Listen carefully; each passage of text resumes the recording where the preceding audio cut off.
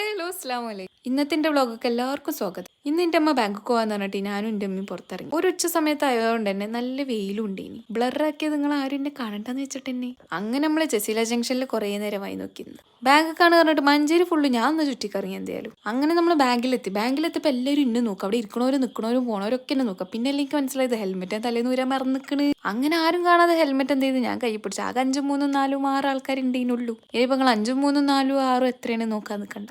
പിന്നെ നമ്മൾ പരകണ് കയറിയിട്ട് ഇങ്ങനെയും ഇങ്ങോട്ട് കളക്ഷൻ നോക്കി. കളക്ഷൻ നോക്കുന്ന സമയത്ത് ഈ ഓഫ് വൈറ്റിൻ്റെ ഉള്ളിലേക്കാണ് എൻ്റെ കണ്ണ് പോകുന്നത് കേട്ടോ. നല്ല അടിപൊളി കളക്ഷൻ ഉണ്ട്. ഇനിയിപ്പോൾ ഇത് വിചാരിക്കുന്നത് പ്രൊമോഷനാണ്.